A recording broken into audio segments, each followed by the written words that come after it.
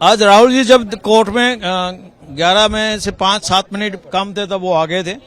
जैसे राहुल जी आए तुरंत ही जज साहब ने अपना चुकादा सुनाया और उसमें बताया कि आपको मैं आईपीसी के कलम 499 और 500 तहत आपको गुनहगार डिक्लेयर करता हूं।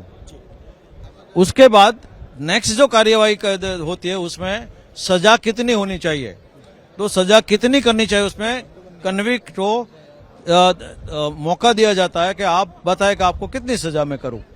उसमें राहुल जी ने बताया कि हमने जो किया है वो हमारी फर्ज थी, राजकीय नेता तरीके हमारी एक फर्ज है कि जो देश में भ्रष्टाचार हो रहा है उसको उजागर करना हमारी प्राथमिक फर्ज है, इसके अलावा हमने कुछ नहीं किया है। तो राहुल गांधी ने क्या इसको लेकर कोई खेद जताया? जो बयान उन्होंने दिया उस बयान को लेकर कोई खेद जताया?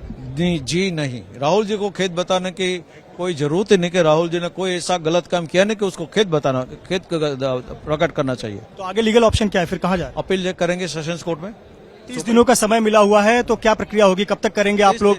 वो तो अभी बैटरी ऑफ लॉयर्स है, मैं तय नहीं कर पाता, पर अपील समय से हो जाएगी। एक बात बताएं, चूंकि 2 साल की सजा है और अगर ये संसद सचिवालय तक पहुंचता है तो वहां एक एक्शन हो सकता है, सदस्यता रद्द हो सकती है, इसको लेकर आप गंभीर हैं? 2 साल से ज्यादा सजा हुई तो ही सदस्यता रद्द होती है। 2 साल तक सदस्यता का कोई प्रॉब्लम नहीं है, तो उसकी सदस्यता कोई ऊपर कोई एक्शन लिया नहीं जा सकता। 2 साल की सजा और क्या जुर्माना भी लगाया गया है? और आप लोग सेशंस कोर्ट कब जाए? जुर्माना होगा, लेकिन हमने कुछ पढ़ा नहीं, जज ने ज्यादा कुछ बोला नहीं है। तो अभी जब जजमेंट हमारे हाथ में आ जाएंगे तभी पता चलेगा कि कितनी सजा है, किस तरह से सजा है, क्या उसने किस तरह से मानहानि हुई है, वो जज ने लिखा होगा। वो जब तक पढ़ेंगे नहीं तब तक हमें पता नहीं चलेगा कि क्या लिखा है क्या नहीं लिखा है। लेकिन हमारी ओर से एक स्पष्ट बात है कि राहुल जी ने कोई गुनाह नहीं किया है। राहुल जी के सामने गुनाह साबित करने के लिए कोई एविडेंस लाया नहीं गया है। मीडिया रिपोर्ट के मुताबिक किसी को भी सजा सुनाई नहीं जा सकती। तो ये हमारे लिए जुडिशियल सिस्टम के लिए ये दिन अच्छा नहीं है।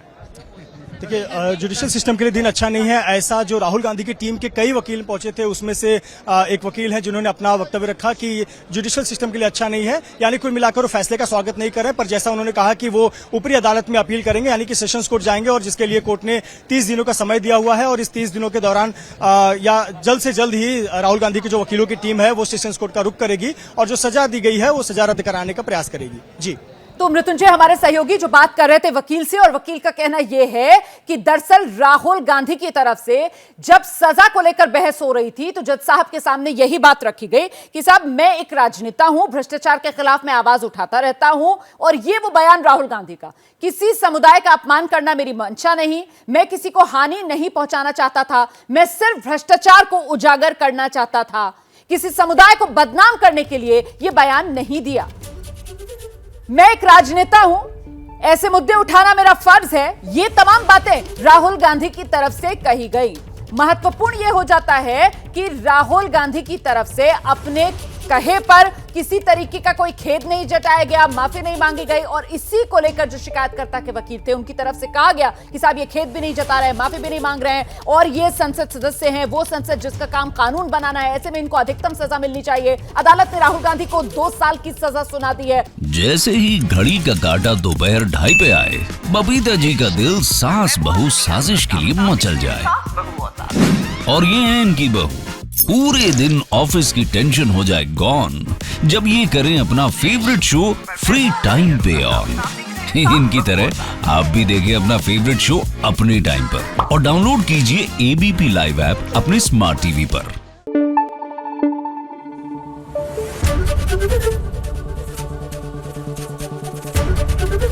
एबीपी न्यूज आपको रखे आगे।